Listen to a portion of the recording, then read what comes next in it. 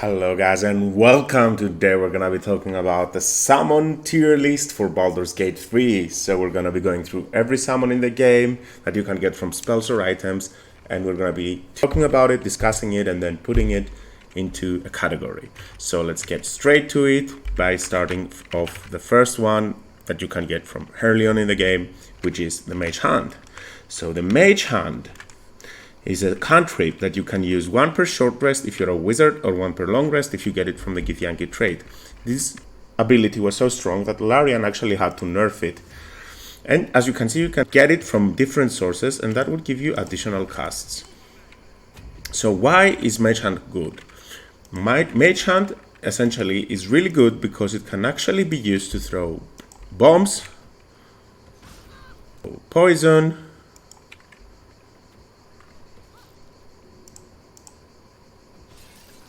grease bottles, and it can also be used to throw healing potions at your allies. That's something amazing to have in combat. We can see that when used correctly, it can be a huge asset in combat. It can also be used to interact with objects outside of combat. Trigger traps for you so that you don't actually have to do it yourself, and you don't have to be damaged. However, what is the downside of Mage Hand? As we can see, it has a limited cast, so it has been nerfed. Also, it can only last for turns, and it takes an action to be cast. So, to make full use of this, you have to drop down items before combat, and you have to summon the hand with an action also before combat. So, it's very good when you can prepare for it, but it's not that good if you're caught off guard. Utility-wise and what it can do, it really scales very well. Yes, it only has 3 HP, it dies very easily, but under the right conditions it can be amazing. So, just for that reason, and you get it early on in the game, it's at least an A. When it's done properly, it can be an S, but when it's not done properly, it's probably around the B or C tier, so we average that out to an A. Now let's talk about the next summon. The next summon is Find Familiar Scratch. If you finish the quest line, you can actually summon Scratch. Scratch is a very good doggo, you can pet him, but for combat and utility, he's not great. However, what he's great at is finding things around the map that you cannot. So make sure to always have him summoned with you. He's a good boy, but unfortunately for our tier list, is getting a D. Now, let's talk about Find Familiar. But Find Familiar, not the Warlock type, the regular Find Familiar. So, why is Find Familiar good? Find Familiar allows you to cast a familiar, and you get to choose between spider, raven, frog, crab, cat, and rat. Now, frog, crab, and rat, their saving throws are very low, their damage is non-existent, and their utility is not great. Where the spell shines is when you have the raven, which can actually be used to scout ahead and blind enemies, and when you blind an enemy, you get advantage on all attacks against them, and they have disadvantage on all attacks against you, and they can't use spells that require you to be able to see the other person, so it's an amazing perk to have. You get it very early in the game, and it's very useful. Now, the spider comes second. It does some decent damage. It can jump very far distances, but it also aggroes NPCs, and the constitution save for the poison damage DC is quite low. The cat, the use for the cat really is just so that you can lure NPCs away from their positions by using the meow feature. You never use cats in combat. They're not good for combat, but it's also very fun to be able to play as a cat. So, yeah. So if I had to summon them, we would go, the top tier one is the raven, then it's spider, cat, frog, and rat on the same tier, and then crab. So Find Familiar, while it's good, is gonna go in our C tier list. It has some uses, but it's not the best one. Then we have the Find Familiar for the Warlock options, the Quasit and the Imp. The Imp deals significantly better damage. It can fly, it can go invisible permanently. That means it makes its next attack with advantage. And it does not trigger interactions with NPCs that chase it around and try to get it to leave the town. So it deals a little bit more damage, it has more survivability, and it can get an extra attack at level 5. So it's definitely better than Find Familiar when you can't use the Imp. The Quasit is pretty bad. It can only go invisible. Its Frightened DC is 8, so most of the times it will be saved against. Not a good familiar to have, so always go with the Imp or the Raven in this situation. Maybe sometimes you can go for a Spider. Then we move on to level 2 spells. So level 1 spells was Scratch, Find Familiar.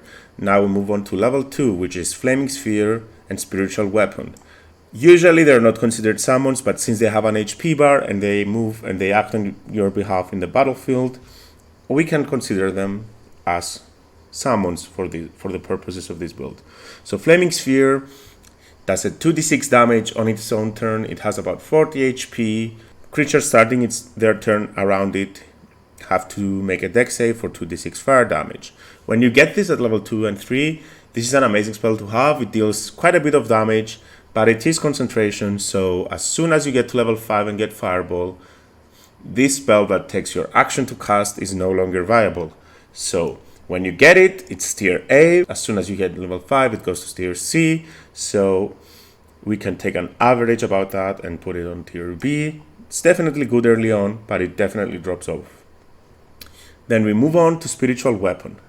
Spiritual Weapon takes a bonus action to cast. It's in the Cleric spell list, and it's one of the few bonus actions that actually clerics can do to do damage. You can also upcast these spells, and for every 2 spell levels higher that you use than the original, it gets 8 additional hit points and does 1 to 8 extra force damage. It does quite a bit of damage, so as we can see, 2d8 plus 5. There's been numerous times where my enemies have been focusing my Spiritual Weapon, which has immunity to resistance to almost every type of damage, and therefore I got the chance to kill them and do damage to them. The fact that you can just use it as a bonus action and it lasts for turns, it has HP, it deals quite significant damage. It's very good for the Cleric. It might not have been as good for a Sorcerer that can use its bonus action to do another Fireball, but it's amazing for the Cleric, so just for that reason alone, the fact that it allows Clerics to do damage with their bonus action, it goes in the A tier. Up next, we have the Shadow Elemental. Well, this item you can get by getting into Balthazar's room, unlocking his library. There is a hidden mechanism inside it, and using Gale, you have to have Gale with you to actually craft this item, which is a Shadow Lantern, which allows you to summon a Shadow Lantern Wraith. You can do this once per long rest, and you summon a level 5 Shadow. Now the Shadow deals 3d8 damage and reduces the enemy's strength, and you can also do Necrotic Claws to do a little bit more damage than the average damage than the actual strength drain would do. However, as you can see, it's very cool to be able to summon shadows and fight with them. Even though it's not the strongest pet you can have, it's definitely one that you would want to consider having in your party. It's free to cast. Don't cast it before going into a city. People probably won't like it. But the damage is okay, the HP is okay. You do get it at some sort of late part of the game, so it's not going to be as useful when you get it as when you would get other summons. But it's definitely good. We cannot consider though the DPS or any of its utility to be too great. It goes on the B tier, and I think I'm being a bit lenient. It could even go to C tier, if I was being honest. So up next we have the Fungal Infestation from the Spores Druid. So the Fungal Zombie is actually a very cool ability. You can summon 4 of them at level 6 of Spore Druid per long rest. And they have this really unique, amazing ability called Gnarling Gnaw when they slam their enemies. So if you do land an attack on your enemy, you inflict them with a condition, where even if they die, they get to be summoned up as a zombie themselves. Amazing ability. This can actually create a snowball effect where you can summon an army of zombies.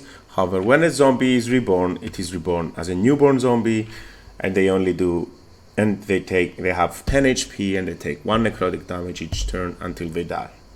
You could extend their lifespan a little bit by casting Aid, but still it's probably not enough to have them for an entire day.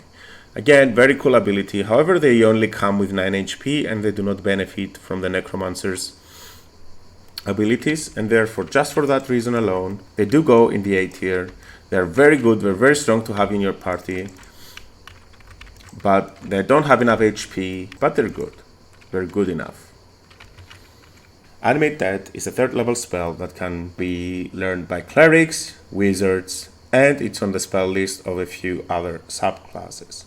So, Animate Dead gives you the ability at level 3 to summon between a zombie or a skeleton, and if you're a necromancer wizard, you get to summon a second one. However, you can also upcast this ability to a level 4 spell to get 3 summons of skeletons or zombies if you're a regular caster, or 4 if you're a necromancer. This spell is very strong, especially when combined with a necromancer, which gives them additional HP and additional damage. Skeletons are a very cool option, especially because they are ranged and they do quite a bit of damage. 1d6 plus 1d10 necrotic plus 3 is very good damage to have for a backline character that probably no one is ever gonna try to attack. They do have a vulnerability to crushing damage, bludgeoning damage, but I would say they're a very good option, especially if you're gonna be having a lot of summons. Having a lot of skeletons to be throwing arrows at your enemy is not gonna be bad for you. It's definitely gonna be beneficial.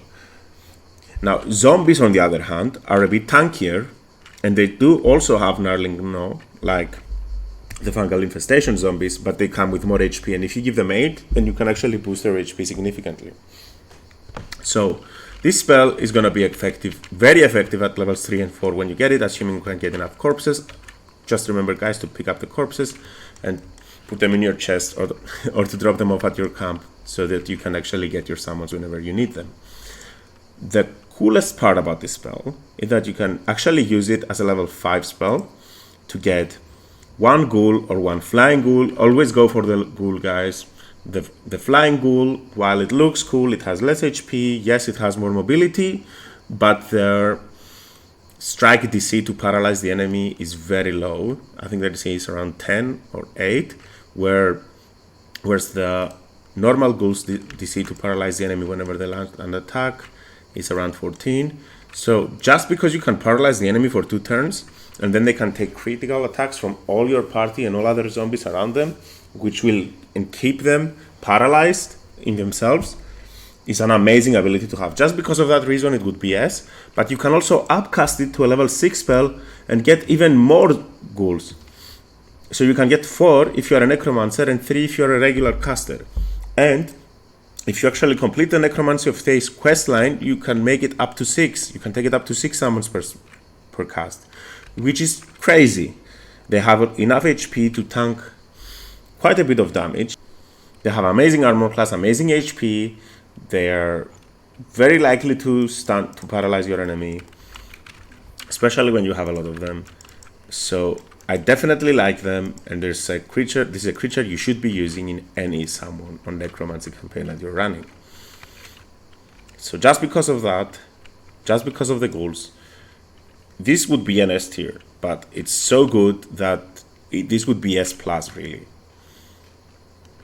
Up next, we have the Conjure Woodland Beings. Conjure Woodland Beings is a spell, a 4th level spell that only druids can learn, which allows you to summon a woodland being, as the spell says, with 22 HP, and it also summons it in itself its fallen level. So they have 22 and 42 HP respectively, and the Dryad herself has an aura around her called Nature's Step. This aura makes so that you and your allies are not affected by difficult terrain. You have resistance to poison damage, and cannot be restrained or paralyzed. Cannot be restrained or paralyzed is an amazing condition to have for anyone. And this one gives it in AoE, and it can also use Strengthen Shillelagh to be dealing a lot of damage, from 7 to 35 damage for the 8 plus 3 with her attack. And it can also cast Wild Growth and concentrate on it as many times as you want within a day. Wild Growth is a second level spell, but the fact that this summon can spam second level spells, it gives you an aura, and it has another summon with it which regenerates by itself, so it's an amazing tank, which also does 44 plus 4 damage. Is unreal the amount of damage that this does. So the amount of utility and damage and potential that this spell has. Definitely an S tier. Great options, great utility, gives you things you would not get otherwise. You cannot get an aura like that in the game. So in any other way, up to the point where I am. So it would definitely be an S tier for me. Up next, we have Conjure Minor Elementals. Minor Elementals has 3 options: Conjure Minor Elemental, Mad Memphits, Azer, or Ice Memphits. I would rank them from high to low between Ice, Azer, and Mud. Ice Elementals are good because they can exploit the water, the create water resistance, where your enemy gets vulnerability to frost, so essentially they deal damage, double the damage that the Mad Memphits do. And just because of that reason, they're very good to have. They can fly, they have a lot of utility. They're not tanky, but if you give them a good aid, their AC is very low. They have vulnerability to bludgeoning and fire damage. But if they're used properly, they're very, very, very strong. So I would definitely use them, position properly so that they don't get hit by fireball, because they would instantly die and explode and deal extra damage to you. But other than that, they're a very unique addition to your party. Alternatively, the Azer is alright because it has a very high armor class. It has a 20 armor class, it has a lot more HP than the Azers, than the Memphits. And it can actually use an ability to smite and knock your enemies prone. So definitely an alright pick. If you're going to be fighting something that deals a lot of AoE damage, it's probably better to summon an Azer. And yeah, pretty good. Not amazing, but not bad. Then finally you have the Mad Memphits. Unfortunately, they get the short end of the stick since they can only be used.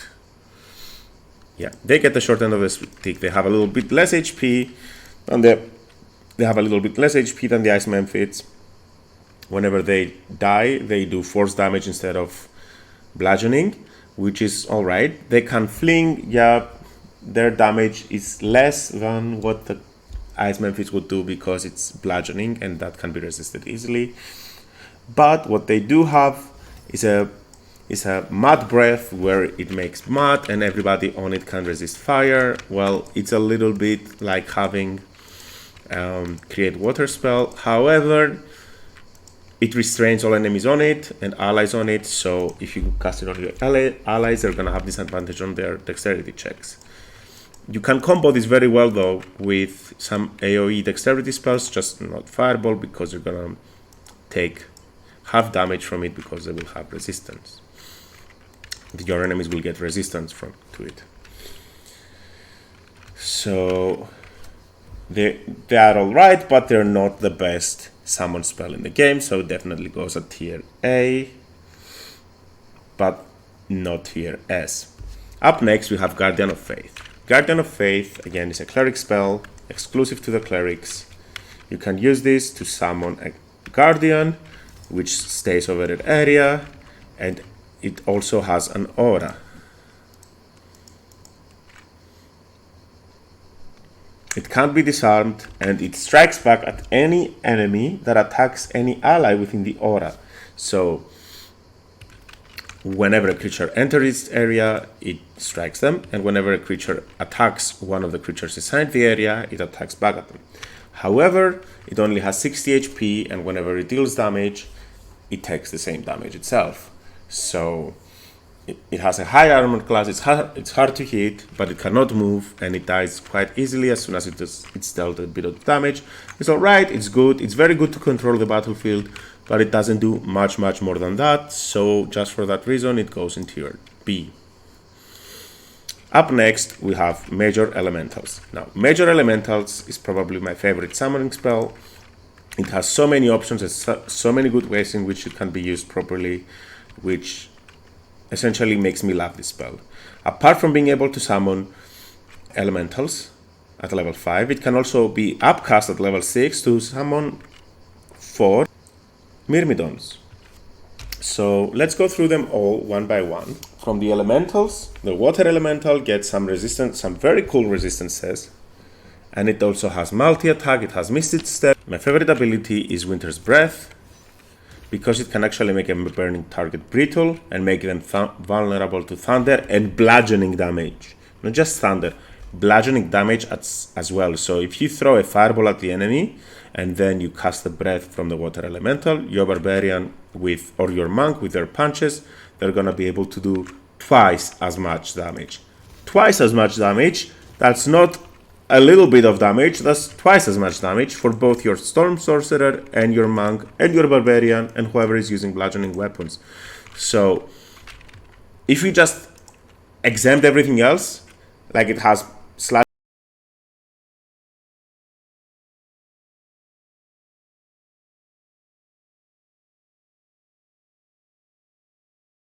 just because of that, but it can also do damage itself with melee attack. It has the elemental wrap, which essentially is a free misty step every round. So definitely this is the one I'm going to be using, but let's look at the other ones as well. Fire elemental. Fire elemental doesn't have the resistances that the water elemental does, but it has fire immunity, so that would be great whenever you're fighting an enemy that only deals fire damage or heavily deals fire damage. Can be used, it has an AoE ability that is ranged, can be used to deal damage, it has multi-attack, and it can also burn enemies. So it can be comboed very well with the water elemental, however it lacks a bit. So if water elemental is S+, then this one is A or B. Let's continue to the next elemental, which is going to be the earth elemental.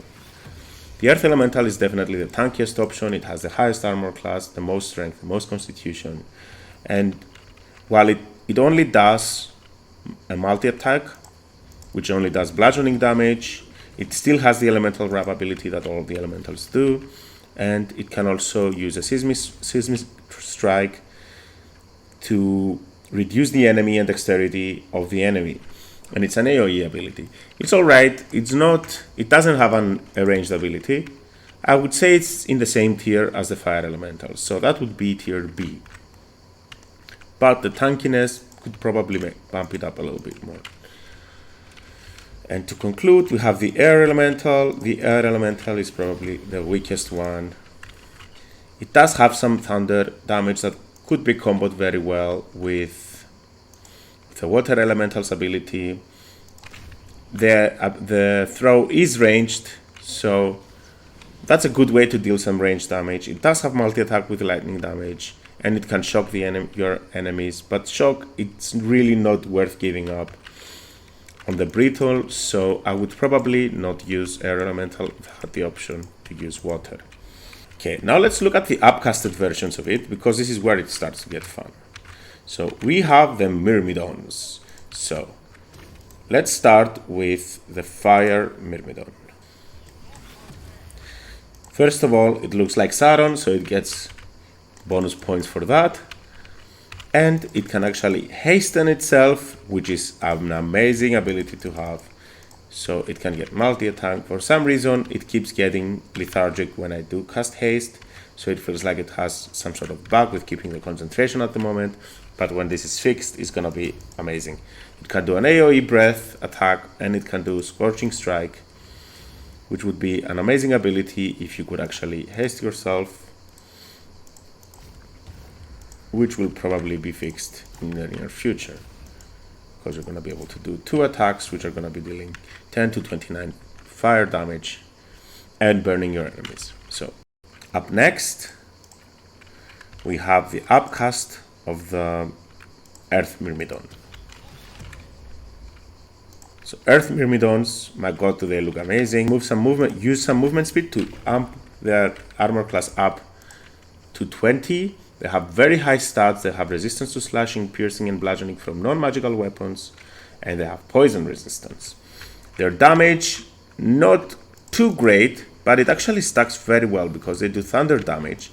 It actually works very well with the earth elementals. So that's a very strong summon. It does damage, and it can also use its bonus action to do some damage as well, 2d8 on a dex save.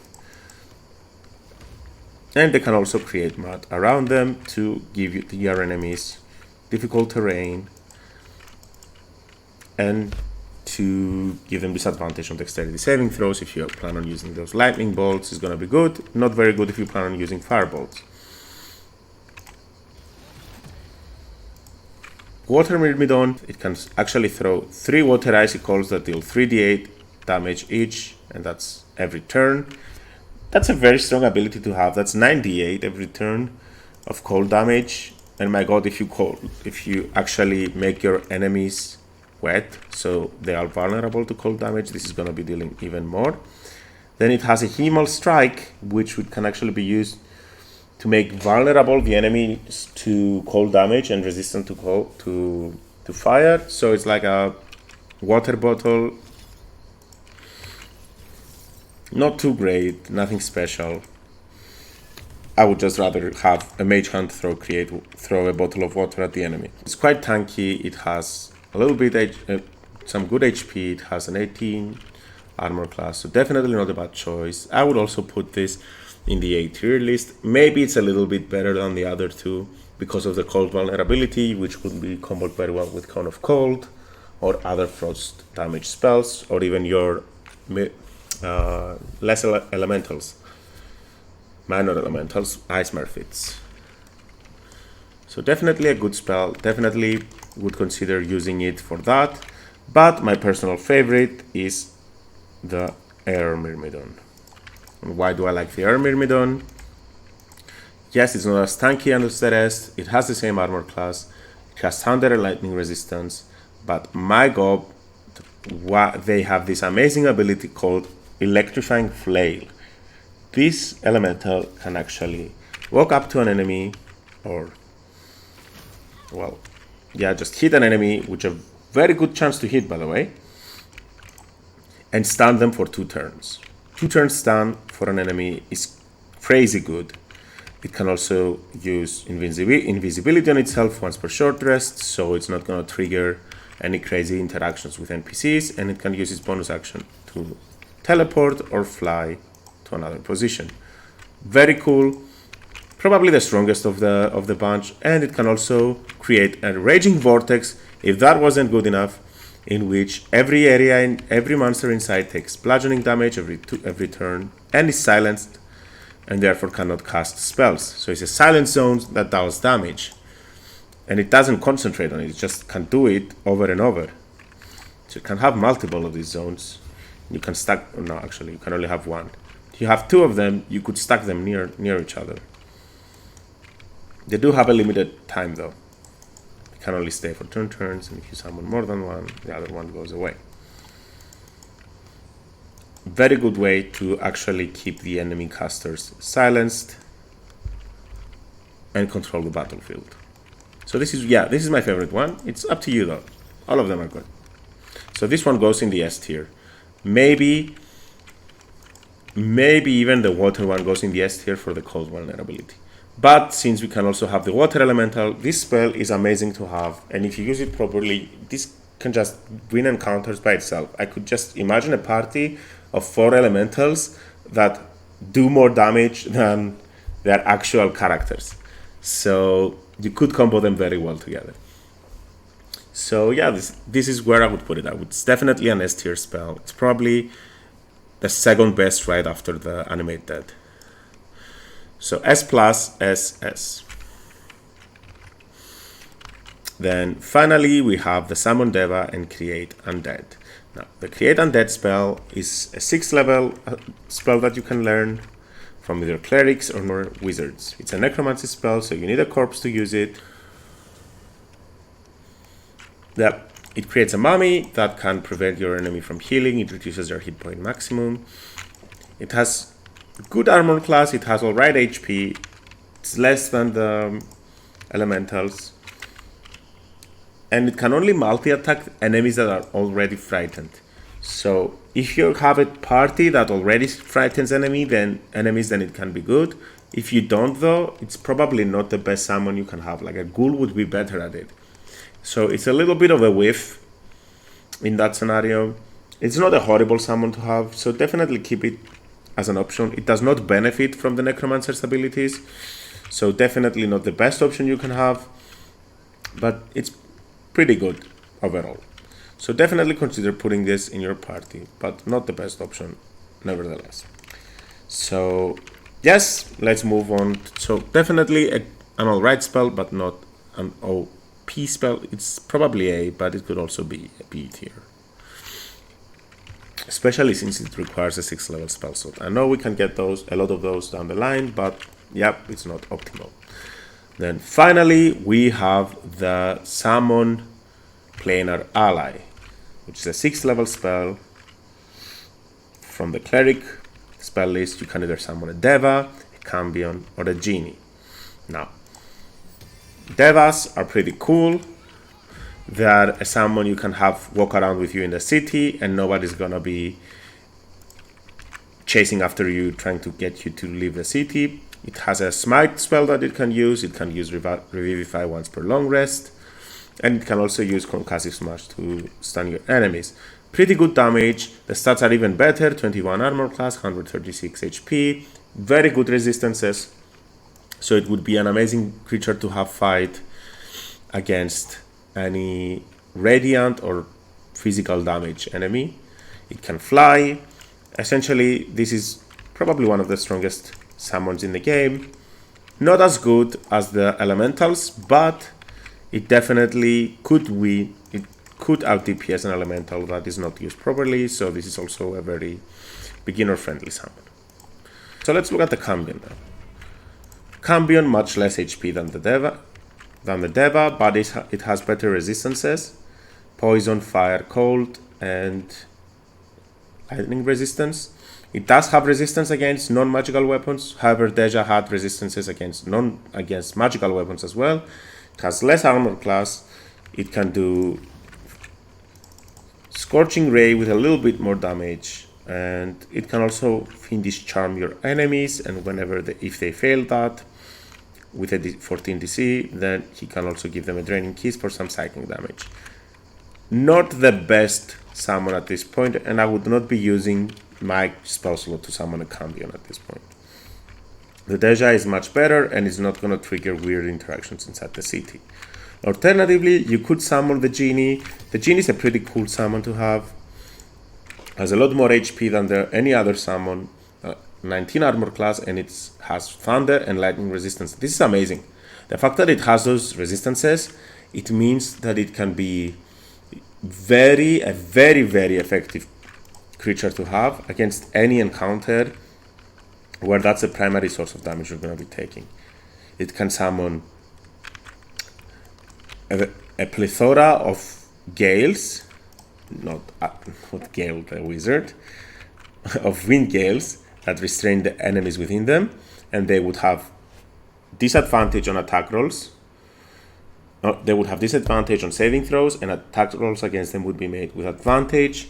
So they would also be making attack rolls with disadvantage. So they would have disadvantage with attack rolls and dexterity saving throws, and attack rolls against them would be made with advantage. Also, they would not be able to move.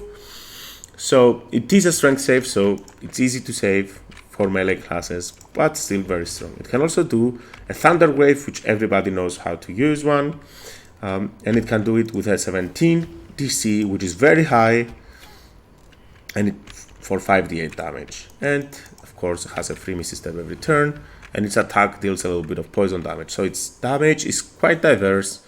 It can also do an AoE speed, poison speed,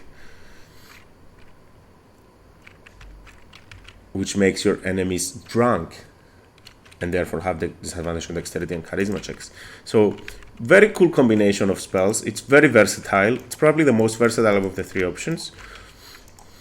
and it can be very useful in a lot of situations. So this spell for me gets an S because of the options that it gives you. Yes, you might say that Cambion is not good, but Deva and Djinni are pretty good. They have good stats, very good options to use in battle.